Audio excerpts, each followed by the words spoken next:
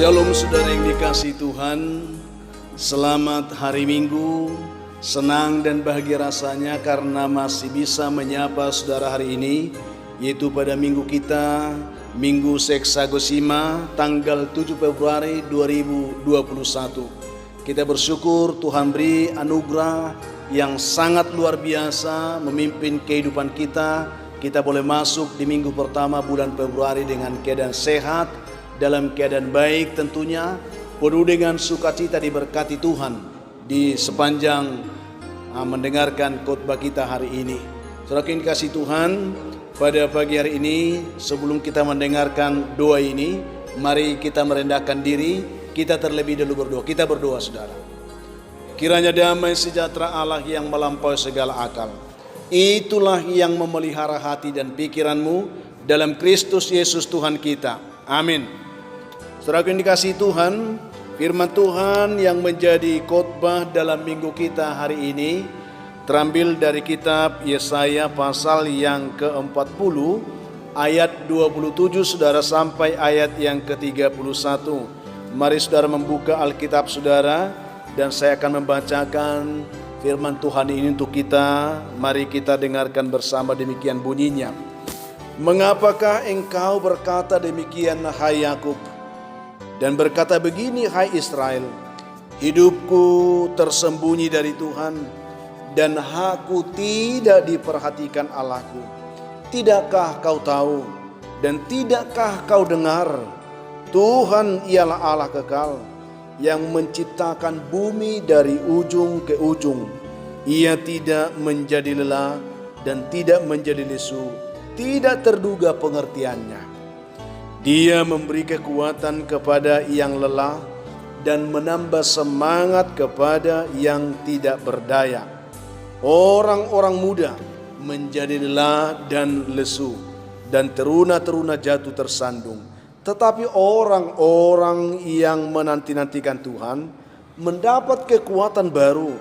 Mereka seumpama raja wali yang naik terbang dengan kekuatan sayapnya. Mereka berlari dan tidak menjadi lesu.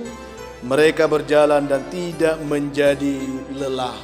Demikian jauh pembacaan firman Tuhan yang menjadi dasar khotbah kita pada minggu hari ini saudara. Saudara yang dikasihi Tuhan, ketika kita mendengarkan bacaan khotbah ini tentu ada banyak pemahaman, persepsi, pikiran yang bisa berkembang dalam pikiran kita. Terkhusus hari ini kita disuguhi sebuah tema yang sangat luar biasa saudara, yaitu Allah kekuatan kita. Dalam bahasa Batak, debata doha gogo otak. Jemaat yang dikasihi Tuhan, apa arti tema ini sebenarnya bagi kita? Lewat tema ini saudara, kita diyakinkan bahwa Allah adalah Tuhan yang selalu mau dan bersedia menjadi penolong, yang selalu mampu menguatkan kita dalam segala situasi kehidupan yang terjadi dalam kehidupan kita saat ini saudara.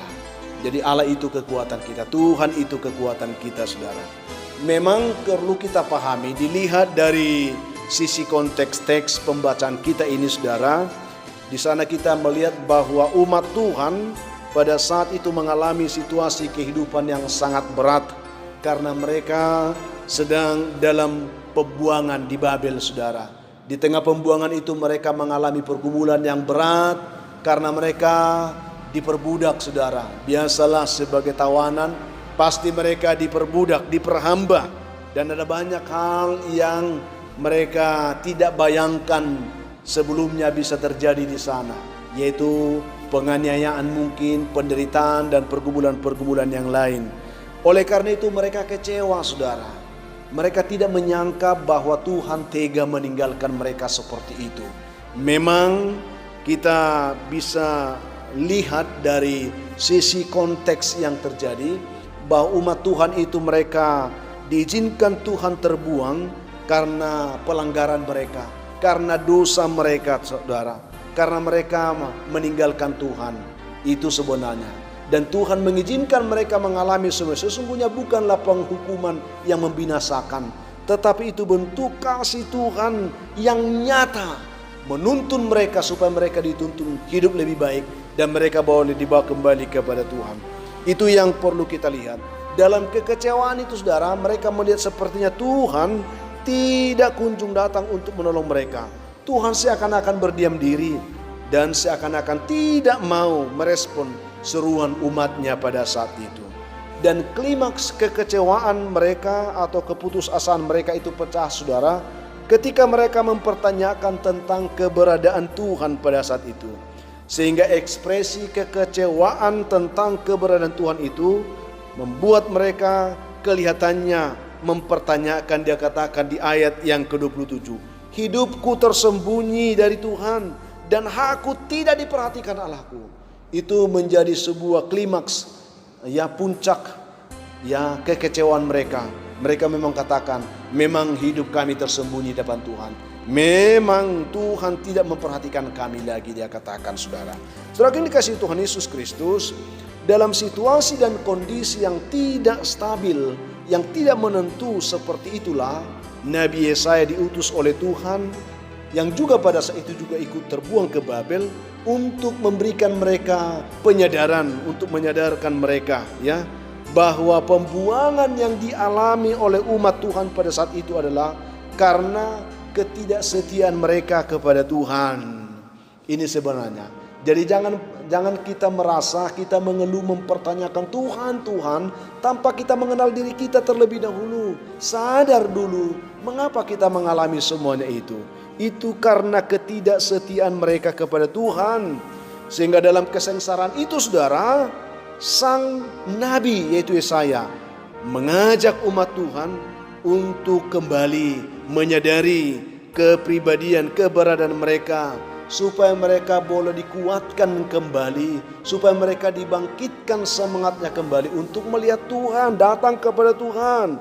Karena sesungguhnya pembuangan yang mereka alami itu adalah wujud kasih Tuhan atas umatnya, atas mereka. Bukan sebenarnya kebencian Tuhan, bukan sebenarnya maksud untuk membinasakan, tetapi mendidik mereka supaya mereka mengenal Tuhan dengan benar.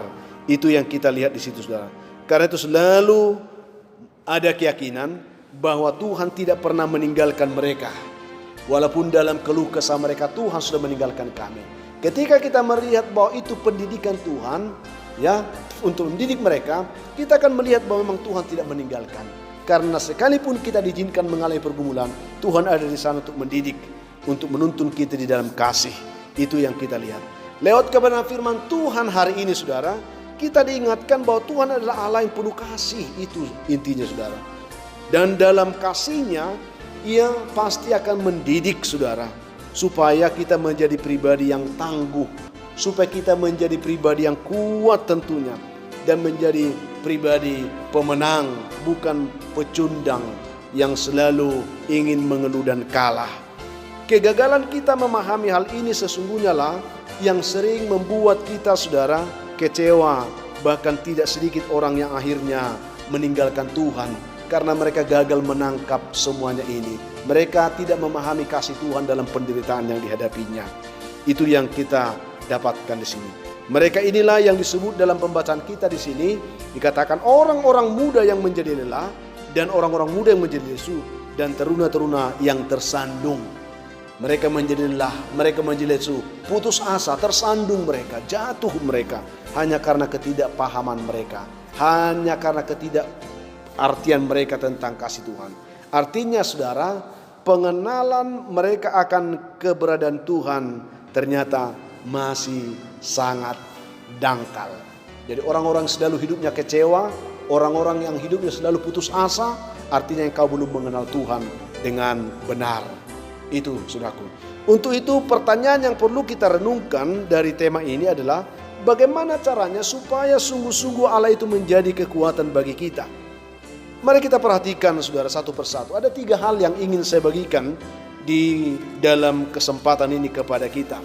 Yang pertama adalah supaya Tuhan itu sungguh-sungguh menjadi kekuatan kita. Yang pertama, kita harus memiliki pengetahuan yang benar tentang siapa Tuhan dalam hidup kita. Kita harus memiliki pengetahuan yang benar tentang Tuhan, saudara. Kalau kita lihat di sini, siapakah Tuhan? Yesaya mengingatkan umat Tuhan pada waktu itu bahwa walaupun mereka mengalami pergumulan, Walaupun hidup mereka sulit dan susah, tetapi mereka perlu mengetahui bahwa mereka masih mempunyai Tuhan, mereka masih memiliki Tuhan. Mereka harus mengetahui bahwa Tuhan adalah, dikatakan sini, Allah yang kekal. Itu pembacaan kita ayat 28, saudara. Dia adalah Allah yang kekal. Dia adalah pencipta segala sesuatu yang tidak pernah lelah dan lesu, yang memiliki pengertian yang tak terduga. Ini, saudaraku. Jadi bolehlah kita mereka-reka segala sesuatu membuat kita seakan-akan kita tidak bisa memikirkan apa lagi dalam hidup ini selain putus asa dan menyerah. Tetapi kalau kita bisa memandang Tuhan, Dia adalah pencipta segala sesuatu, Dia adalah pemelihara segala sesuatu, dan Dia adalah Tuhan yang tidak pernah lelah, tidak pernah lesu, dan tidak terduga pengertian pikirannya. Lalu apa alasan bagi kita untuk menyerah dalam hidup ini? Masih ada Tuhan yang bisa memikirkan persoalan kita. Ketika kita merasa kita tidak sanggup memikirkannya lagi, Tuhan sedang memikirkan yang terbaik bagi saudara dan saya. Ini menjadi pengharapan, kekuatan bagi kita. Ketika kita mengenal siapa Tuhan yang kita percaya, Dia Tuhan pencipta segala sesuatu, yang mengatur segala sesuatu, yang memiliki hikmat yang tak terduga, yang tidak pernah lelah memikirkan, menolong kita, yang tidak pernah lesu untuk membantu kita dalam hidup ini. Kita harus bersyukur, saudara. Kita pasti akan dikuatkan untuk itu. Pengetahuan ini akan membangun karakter kemanusiaan kita menjadi seorang pribadi yang tangguh, menjadi seorang pribadi yang kuat, karena kita tahu kita memiliki Tuhan yang siap menopang, yang siap menolong kehidupan kita dalam situasi apapun, sehingga kita menjadi pribadi yang selalu optimis sekalipun menghadapi situasi-situasi sulit dalam kehidupan kita sehari-hari. Saudara yang dikasihi oleh Tuhan Yesus Kristus, ini sangat membantu kita di tengah situasi seperti ini. Terkadang kita merasa hidup ini sulit, kita merasa putus asa, kita merasa tidak bisa kita pikirkan lagi keadaan yang harus kita hadapi. Tetapi Tuhan memikirkannya bagi saudara. Tuhan meneguhkan saudara di sana. Karena Tuhan tidak pernah lelah menolong dan tidak pernah lesu untuk menuntun kehidupan kita. Yang kedua, saudara, supaya kekuatan Tuhan itu menjadi kekuatan kita, Tuhan itu menjadi kekuatan kita, kita harus memiliki keyakinan bahwa Tuhan menginginkan supaya kita selalu kuat dan bersemangat. Ini, saudara, ada kerinduan Tuhan yang dalam di hati Tuhan.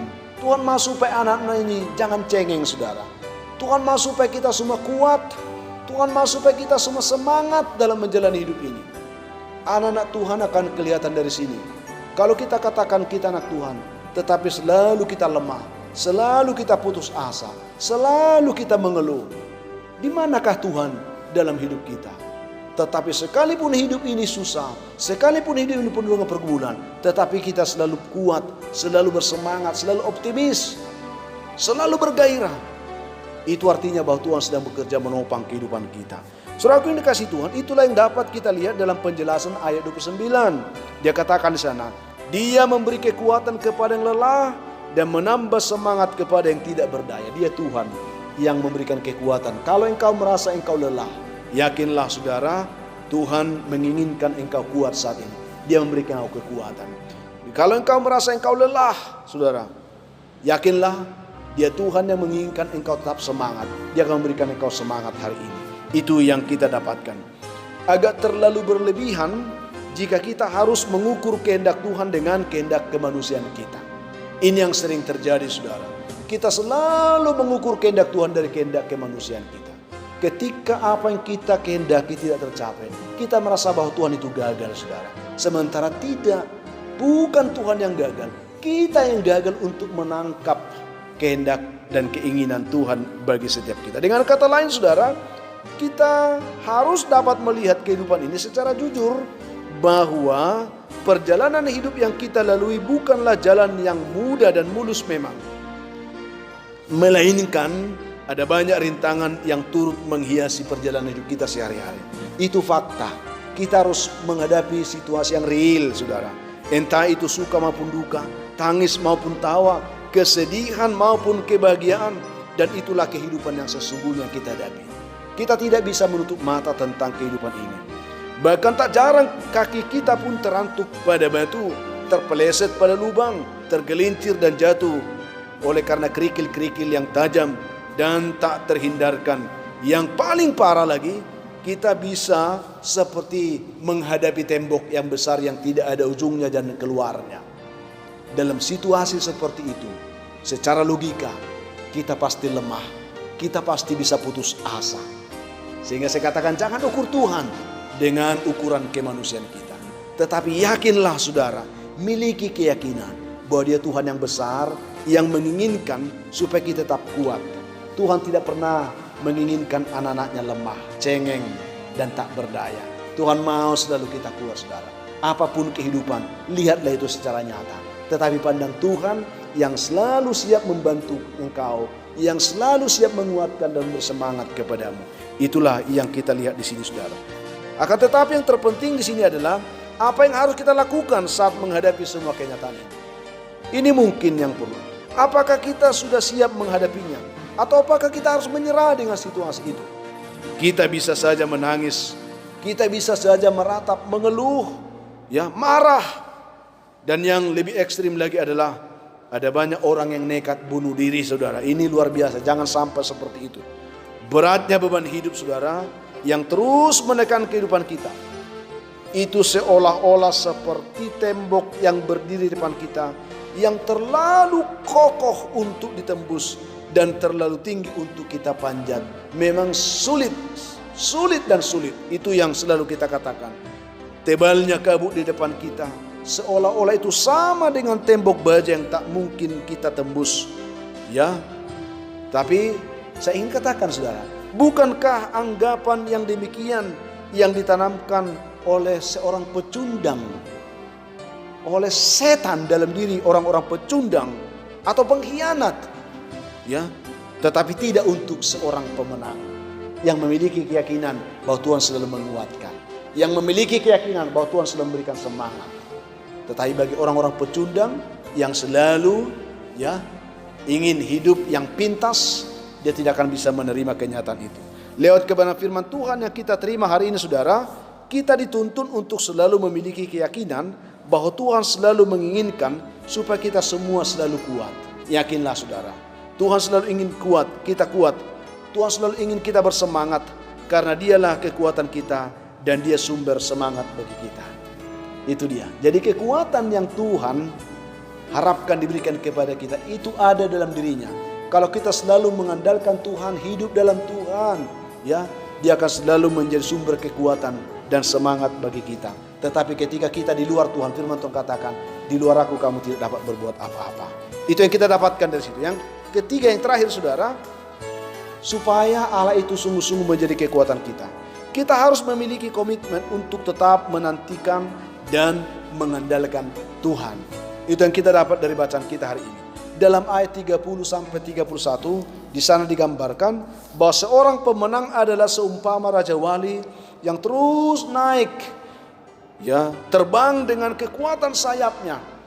Dan itulah kekuatan yang diberikan oleh Tuhan tadi, ya, kepada setiap kita, semangat yang diberikan kepada kita menghadapi setiap rintangan kehidupan yang sedang terjadi, yang kita hadapi hari demi hari. Dengan kata lain saudaraku, sebenarnya Tuhan telah memberikan kekuatan itu. Tuhan telah memberikan kemampuan kepada tiap-tiap kita untuk dapat mengatasi dan bahkan menaklukkan setiap kesulitan, setiap tantangan maupun rintangan yang kita hadapi dalam hidup ini. Tuhan sudah berikan itu saudara. Itu keyakinan kita.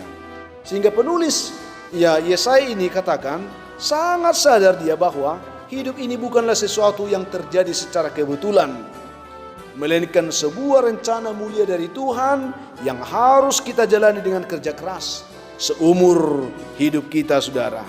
Ini penting, harus dengan kerja keras, dengan semangat juang yang tinggi. Mengapa harus berjuang saudara? Kenapa harus berjuang? Banyak orang berkata hidup ini perjuangan, karena jalan hidup ini bukanlah jalan yang mudah bagi kita. Memang apalagi kita ada di dunia ini, bukanlah jalan yang mudah. Karena jika hidup ini menjadi mudah, maka sebenarnya kita tidak akan pernah mendapatkan apa-apa daripadanya, kecuali kita akan menjadi kecewa, ya, dan menyesal. Karena tidak akan berbuah apapun. Penting untuk diketahui atau kita ketahui saudaraku, bahwa kekecewaan dan penyesalan atas hidup sebenarnya itu hanya ada di dalam pribadi seorang pecundang, seorang pengecut, bukan anak Tuhan, bukan seorang pemenang, bukan saudaraku. Dan itu adalah bukti ketidakyakinan kita terhadap kemahakuasaan Tuhan yang bisa menolong kita, yang bisa menguatkan kita, yang bisa memberikan semangat kepada kita, yang bisa melepaskan, memberkati kehidupan kita, saudara. Itu saya selalu yakin, saudara, bahwa Tuhan tidak pernah memberikan berkat-Nya itu secara cuma-cuma kepada kita. Tidak memberikan berkat itu secara cuma-cuma untuk kita nikmati, untuk dinikmati oleh seorang pemalas, kecuali kepada seorang pejuang, kepada seorang yang rajin. Itu penting. Karena kita lihat dari perumpamaan Yesus, burung, semut, dan binatang lainnya itu memang menuai dari hasil yang tidak mereka tanam, saudara. Itu pernyataan yang kita bisa lihat. Bahkan Amsal sangat memberikan penjelasan yang real tentang itu, tentang semut. Tetapi Tuhan tidak pernah menyodorkan makanan secara gratis di depan mereka, bukan? Apakah Tuhan pernah menyuapi binatang-binatang itu semua? Tidak, saudara. Melainkan mereka harus berjuang dan mereka harus bekerja untuk mendapatkan apa yang menjadi bagian mereka, yang menopang kehidupan mereka. Bahkan kalau kita lihat, saudara, ada banyak dari mereka harus berhadapan dengan berbagai tantangan, bahkan musuh yang siap memangsa mereka. Itulah harga sebuah perjuangan kehidupan yang harus mereka bayar. Jadi bukan cengeng, saudara. Orang pemalas dikatakan oleh Amsal, bergurulah engkau kepada semut. Jadi Tuhan tidak pernah menyuapi mereka. Tuhan memberikan mereka semangat juang. Itu kekuatan untuk berjuang menghadapi kehidupan ini. Saya yakin kita lebih daripada itu, saudara. Kita lebih daripada itu. Tuhan sudah memberikan kita kekuatan. Tuhan sudah memberikan kita semangat. Mari, saudara, tetaplah engkau berjuang. Itu maksudnya. Penulis juga di sini mengatakan bahwa orang-orang yang menanti-nantikan Tuhan mendapat kekuatan baru. Kata menanti-nantikan di sini itu sama artinya dengan kesetiaan pada Tuhan. Setia menantikan Tuhan. Itu, saudaraku yang dikasihi Tuhan, suatu pengharapan juga artinya. Itu ada suatu pengharapan yang aktif. Jadi ketika dikatakan menanti-nantikan Tuhan, ada sebuah pengharapan di sana yang aktif dan yang dinamis. Bukan pengharapan yang berdiam diri, yang pasif, ya. Tetapi pengharapan yang aktif, pengharapan yang dinamis, di mana bahwa Tuhan tidak pernah membiarkan umatnya menghadapi segala kesulitan itu seorang diri. Karena firman Tuhan kata, aku akan menyertai engkau sampai kepada kesudahan zaman. Melainkan, saudaraku, penyertaan Tuhan itulah yang menjadi kekuatan kita dalam menjalani kehidupan ini. Tanpa Tuhan kita tidak ada apa-apanya. Tanpa penyertaan Tuhan, sekuat apapun engkau akan loyo, saudara. Engkau akan jatuh, engkau akan lemah. Oleh karena itu, yakinkan bahwa hanya bersama dengan Tuhan kita dimampukan. Hanya bersama dengan Tuhan kita dikuatkan dan diberi semangat untuk berjuang dan berjuang dalam kehidupan ini. Tuhan akan memampukan kita supaya kita bisa menjadi pemenang dalam perjuangan kehidupan ini sendiri. Itu yang kita dapatkan. Sebagai kesimpulan penutup, saudara, musuh terkuat manusia itu bukanlah apa yang ada di luar dirinya. Kita semua tahu itu. Melainkan apa yang ada di dalam dirinya sendiri. Apa itu, saudara? Yaitu kemalasan, cepat menyerah, takut gagal, tidak yakin pada kekuatan yang Tuhan berikan kepadanya. Itulah musuh kita. Tetapi di sisi lain juga sahabat dan yang menjadi kekuatan kita sebagai seorang pemenang ada juga pada diri kita, saudara. Jadi bukan hanya musuh yang ada pada diri kita, penolong juga, sahabat juga itu ada pada diri kita, saudara. Apa itu?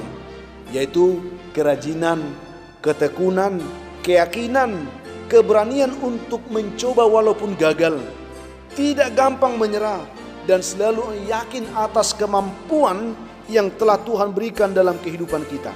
Itulah senjata utama yang diberikan Tuhan kepada setiap orang yang percaya, yang memampukan kita kuat, tetap bersemangat berjuang, menggapai setiap impian kehidupan kita. Hanya saja tak ada seorang pun yang dapat menggunakannya dengan baik dari dirinya sendiri tanpa campur tangan Tuhan. Karena itu, betapa penting kita menjaga persekutuan kita dengan Tuhan, supaya Tuhan selalu menguatkan kita di sana, supaya Tuhan selalu menolong kita di sana, memampukan kita di sana, menopang kita di sana, sehingga kita mampu mempergunakan setiap hal yang Tuhan sudah percayakan itu dalam diri kita, yaitu penolong ataupun potensi yang Tuhan siapkan, yang Tuhan sudah titipkan. Kita bisa pakai itu semua untuk menggapai tujuan kita dengan lebih baik. Itulah yang kita terima pada pagi hari saudaraku, sehingga kekuatan Tuhan itu benar-benar menjadi modal, menjadi senjata yang memampukan kita menghadapi kehidupan ini juga dengan baik, menghadapi kehidupan ini menjadi dengan motivasi yang baik, sehingga kita selalu optimis dan menjadi seorang pemenang sejati dalam kehidupan yang kita jalani.